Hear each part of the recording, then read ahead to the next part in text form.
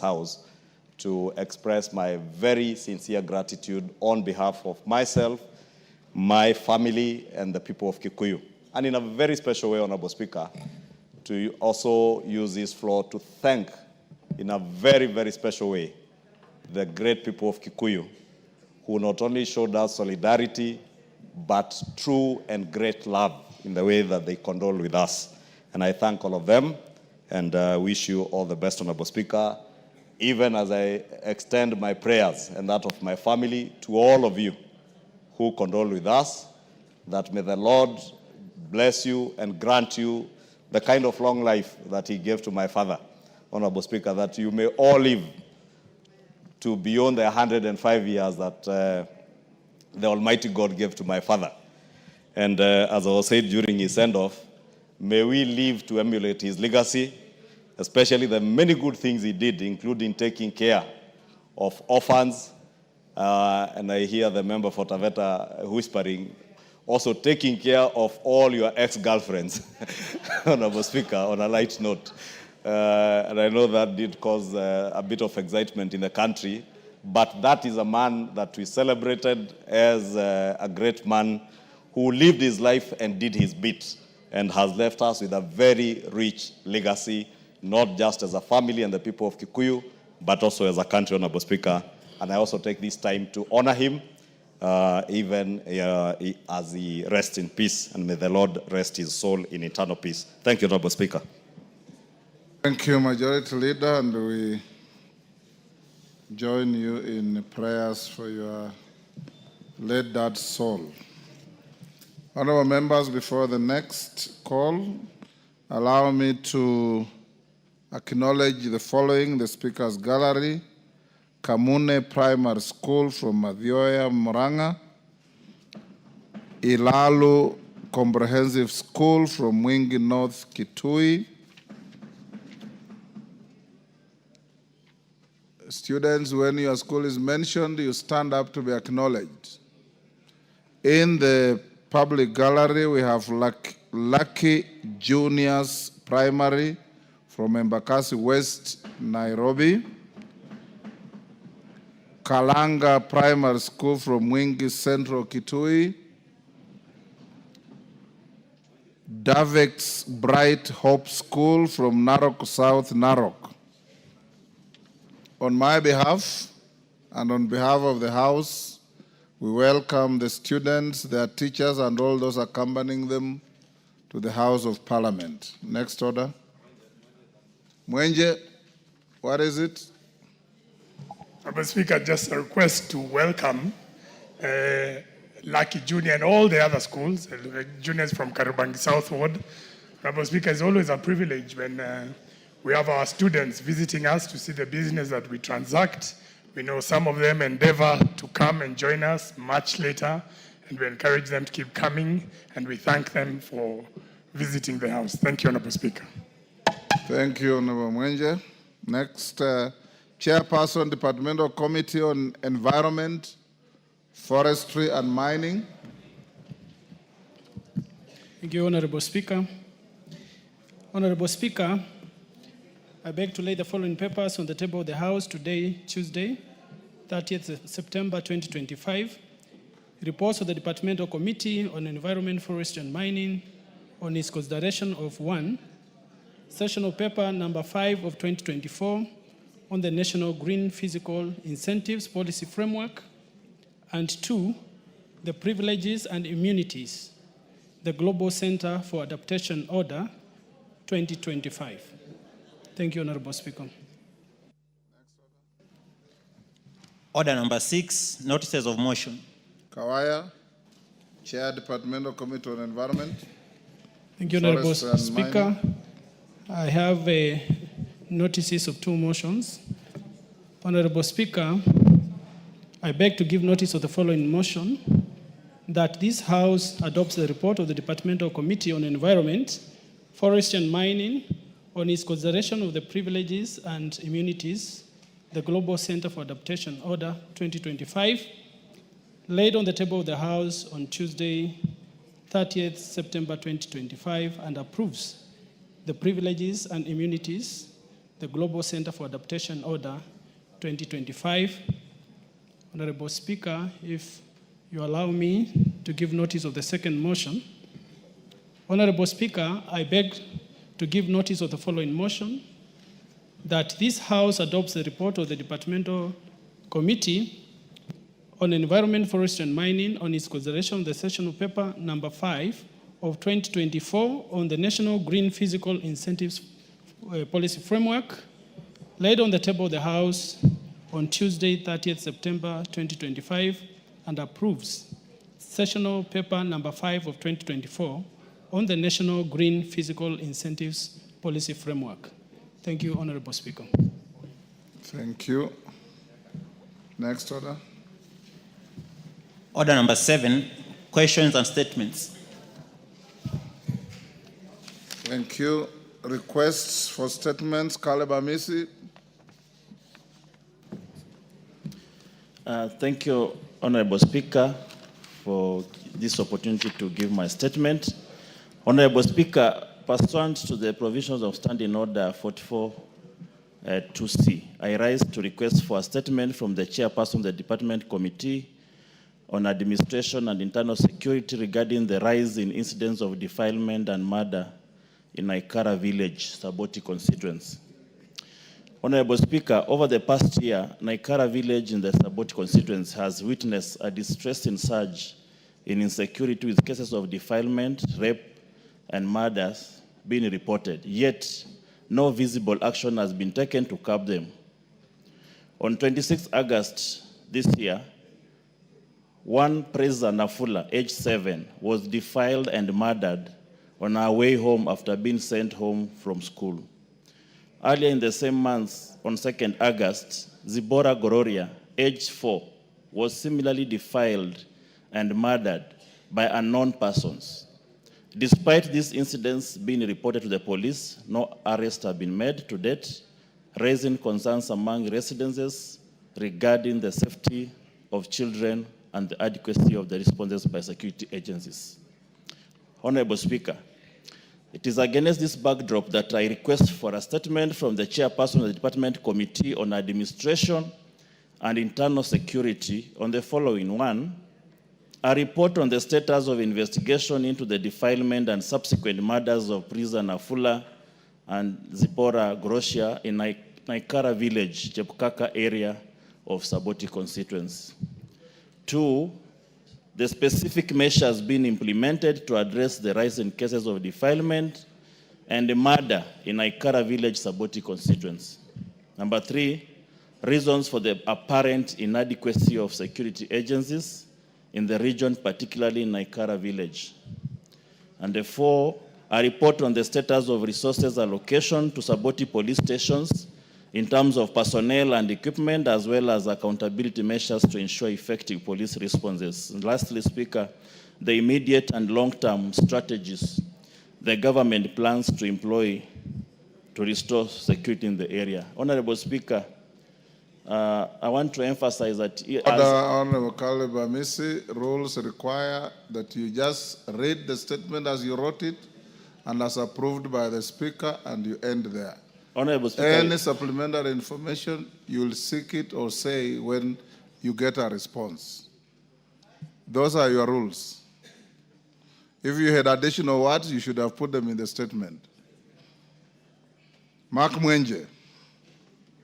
And that is not just to Honorable Caleb Amisi, but to all of you. You don't request for a statement and start debating it. Honorable Speaker, can I request the Sergeant at Arms to stop, to just hold the students from my constituency as I ask the question? That is not the duty of the Sergeant at Arms. Thank you, Honorable Speaker. Honorable Speaker, this is a request for a statement regarding incidents of insecurity in Nairobi City County. Honorable Speaker, pursuant to the provisions of Standing Order 44-2C, I wish to request for a statement from the Chairperson of the Departmental Committee on Administration and Internal Security regarding insecurity in Nairobi City County. Honorable Speaker, in the recent months, residents in Nairobi City County have witnessed an alarming rise in cases of violent crime, including armed robberies and homicides. These incidents have instilled fear among residents and continue to undermine the safety and security of our people.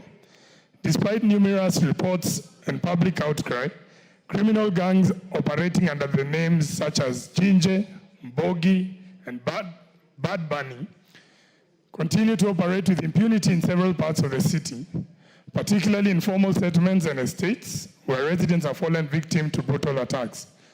On 9 September 2025, the late Matthew Chalo Mbobu, an advocate and academic, was shot and killed in a drive-by attack in Karen, Nairobi.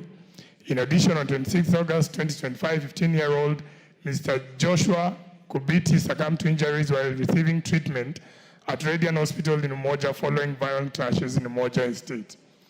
Honorable Speaker, it is against this background that I request for a statement from the chairperson of the Departmental Committee on Administration and Internal Security regarding the following.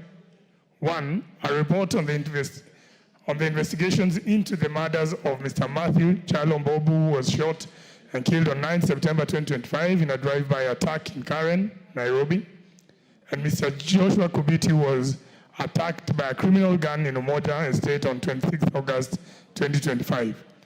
2, immediate measures that the government is putting in place to address the recent surge of criminal gangs in the Nairobi City County. And 3, measures being put in place to ensure that the safety of residents of Nairobi City County is guaranteed. Thank you, Honorable Speaker. Thank you, Honorable Mwenje. Honorable Amisi, I did not order. Honorable Kaliba Amisi, I didn't give direction as to when your response should come. It should be here in 2 weeks from today. I don't see the chairman of security. Kahangara, you are in that committee? Yes, same as Mark Mwenjes. You bring a response in 2 weeks from today. Honorable Lynette Jepkorir, Toto.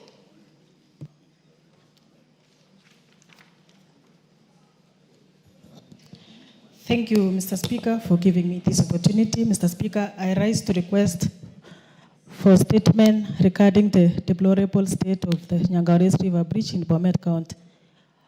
Honorable Speaker, pursuant to the provision of Standing Order 44.2c, I wish to request for a statement from the chairperson of Departmental Committee on Transport and Infrastructure regarding the deplorable state of the Nyangares River Bridge in Bomet County. Honorable Speaker, the Nyangares River Bridge, which connects key social and economic facilities in Bomet County, has become a death trap for road users and pedestrians alike. On 23rd August 2025, tragedy struck when 2 men drowned at a bridge. One slipped into the river and the second perished while attempting to rescue him.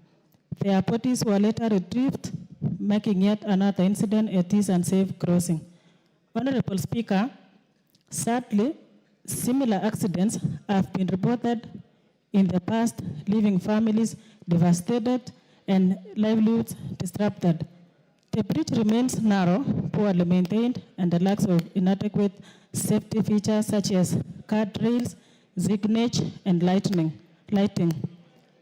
Despite repeated concerns raised by the local community, no comprehensive remedial action has been undertaken to address this glaring safety hazard.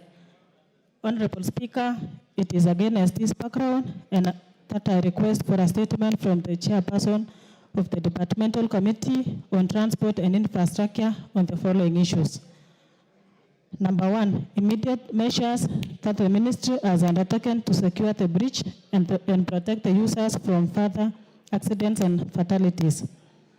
2, plans by the ministry, including timelines, budgetary allocation for either the rehabilitation, expansion, or complete reconstruction of Nyangares River Bridge, including the provision of a dedicated pedestrian pathway.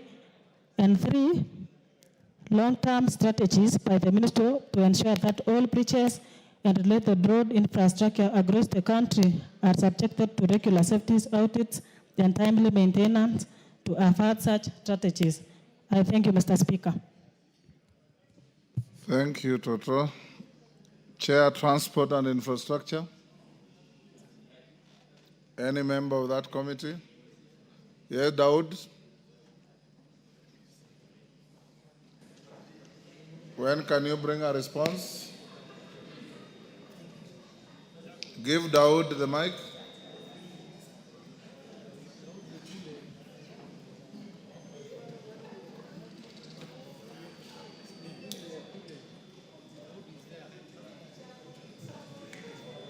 Daud, there's a mic behind you there.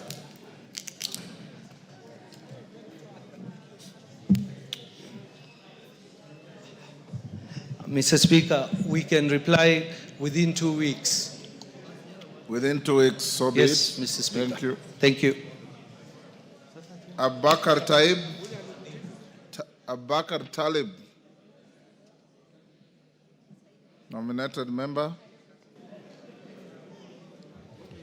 Thank you, Honorable Speaker.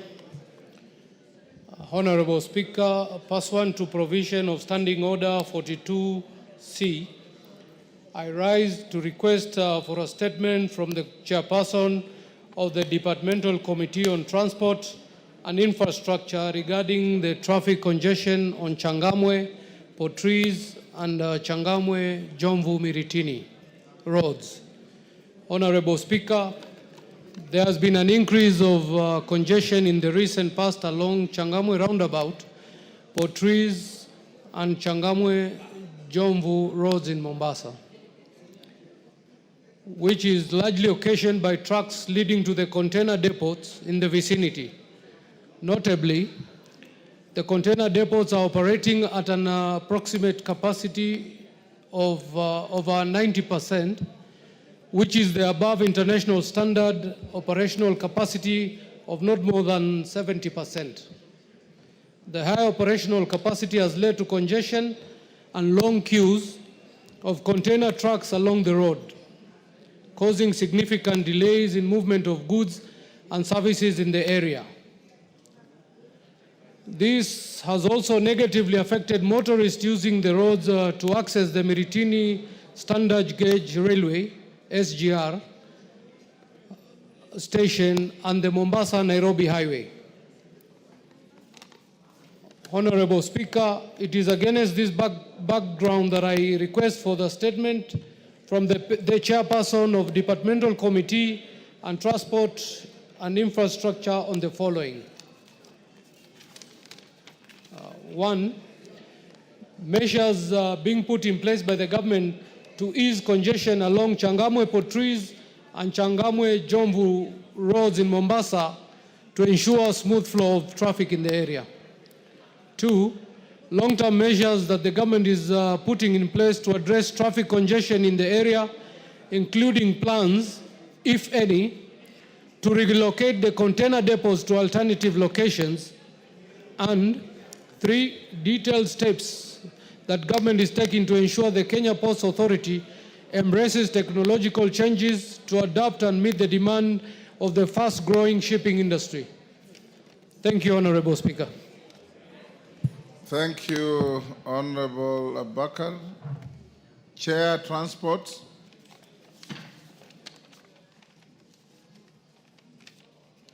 Give Arama the mic. 2 weeks, Honorable Speaker, 2 weeks. 2 weeks, Honorable Speaker. That's all right, 2 weeks. Responses to statements. Is Lea Sankaire in the house? Lea Sankaire, who is responding? Kahangara? Sankaire is not here, so we'll stay that to another day. Fatuma Zainab. Is Fatuma Zainab in the house? She's not. Kahangara will stay that. Fideus Nzambia. Is Nzambia in the house? Kahangara again, that is stayed. Oundo Jambo.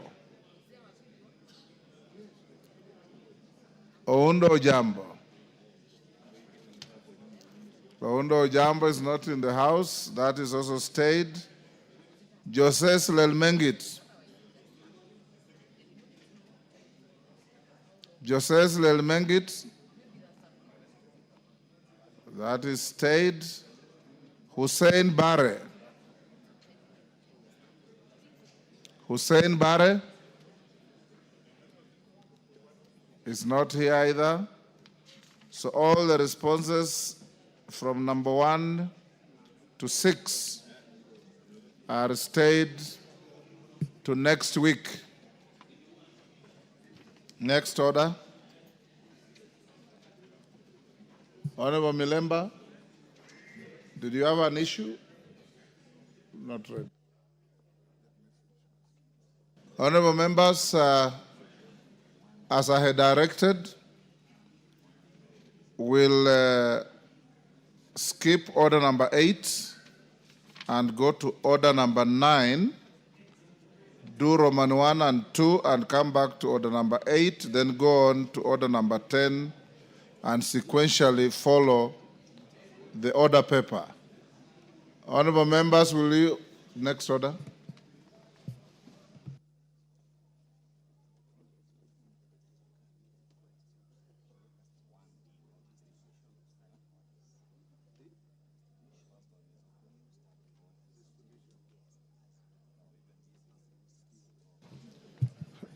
Deputy Speaker, I'm told you have a statement to make. Please go ahead. Give the Deputy Speaker. Honorable Speaker, thank you for the opportunity to make a statement on the publication and circulation of the 7th edition of the National Assembly Standing Orders. Honorable Speaker, pursuant to the provisions of Standing Order 44.2d, I rise to make a statement regarding the publication and circulation of the 7th edition of the National Assembly Standing Orders. Honorable Speaker, the House may recall that during the official opening of the 13th Parliament on Thursday, 29 September 2022, His Excellency the President, Dr. William Samoei Ruto, CGH, asked the House of Parliament to consider putting in place a mechanism in the standing orders to facilitate attendance by Cabinet Secretaries to articulate government agenda and to explain government policy and to answer questions on the floor of the House in a bid to enhance executive accountability to the people of Kenya through their elected representatives in Parliament. Subsequently, on the 9th of December 2022, the President submitted a memorandum to that effect to the House, following which he referred it to the Procedure and House Rules Committee for consideration. Honorable Speaker, the House may also recall that subsequent to that referral, the Procedure and House Rules Committee, which you chair, considered the President's memorandum and proposed amendments to the 6th edition of the Standing Orders pursuant to the provisions of Standing Order 262 on proposals for amendment by the Procedure and House Rules Committee. The amendments, which were approved by the House on the 9th of March 2023, provided for the appearance by Cabinet Secretaries before the House. Order, members. That Kamkunji is illegal. Go on. Thank you, Honorable Speaker. The amendments, which were approved by the House on the 9th of March 2023, provided for the appearance by Cabinet Secretaries before the House to respond to parliamentary questions and to provide reports to the House in accordance to Article 153 of the Constitution. The new provisions were published as separate addendum to the 6th edition of the National Assembly Standing Orders. However, the provisions of the 6th edition that were either amended or repealed through the addendum remained in the 6th edition as originally approved by the 7th June 2022. As a result, Honorable Speaker, there has been confusion among members and indeed the public who sometimes cite provisions in the 6th edition standing orders oblivious of the fact that they were amended or repealed through the addendum. To this end, I wish to report that the Procedure and House Rules Committee authorized the Clerk of the National Assembly to the situation by incorporating the addendum into the 6th edition standing orders, yielding to the 7th edition standing orders. Honorable Speaker, I hasten to clarify that the 7th edition of the standing orders does not contain or include any new provisions. It is a merger of the 6th edition standing orders and the addendum as approved by the 7th on the 7th of June 2022 and on the 3rd of March 2023 respectively. Honorable Speaker, consequent to that, the House and the general public are informed that the 7th edition of the National Assembly standing orders has since been published in the versions, namely the English version, the Kiswahili version, and the bilingual version, which are now available in print on the Parliament website. Indeed, the members comprising of the leadership of the House were issued with the standing orders during the 3rd leadership retreat held in Mombasa on the 22nd and the 21st and the 22nd of August 2025. With respect to the rest of the membership of the House, Honorable Speaker, the Office of the Clerk will facilitate distribution of the 7th edition of the standing orders commencing today. For the convenience of members, the Clerk has already set up a table outside the main entrance of the chamber for this exercise. Members are encouraged to pass by the table and pick the standing orders and the Constitution. I thank you, Honorable Speaker. Thank you, Honorable Deputy Speaker. Message well received. Honorable members, in the public gallery, allow me to acknowledge the presence of Kangudeni Primary School from Mwingi West, Kitui County. On my behalf and on behalf of the House, we welcome the students, their teachers, and those accompanying them to the House of Parliament. Next order. Order number 9, Committee of the Whole House. Honorable members, will you be upstanding?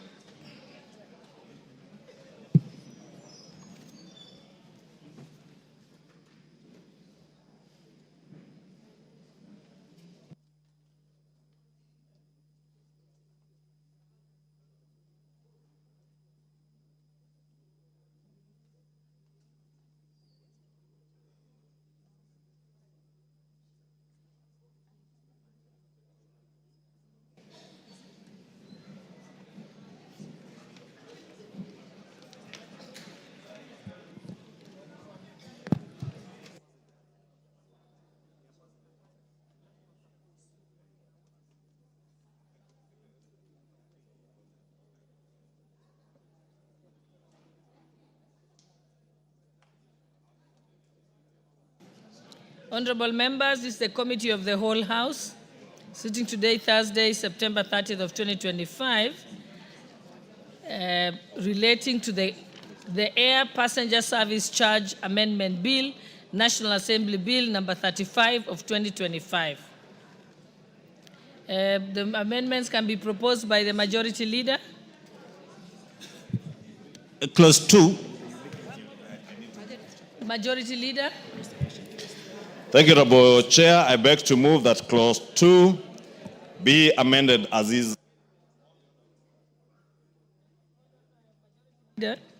Hold on, let me propose. I now propose the question that the amendment, that Clause 2 be part of the bill. Okay, Majority Leader. Thank you, Honorable Chair. Honorable Chair, I beg to move that Clause 2 be amended as is provided for in the order paper. Save for one slight correction, the order paper reads, is amended in subsection 3, that should be in subsection 1D, by deleting the expression Tourism Promotion Fund and substituting the expression Tourism Fund. Honorable Speaker, with that correction, I beg to move.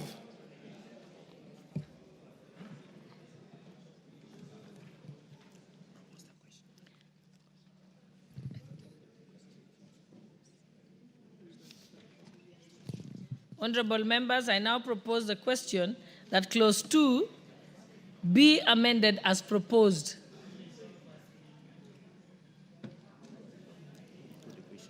Honorable members, I now put the question that Clause 2 be amended as proposed. Will as many as of that opinion say aye? Will as many as of the contrary opinion say nay? The ayes have it.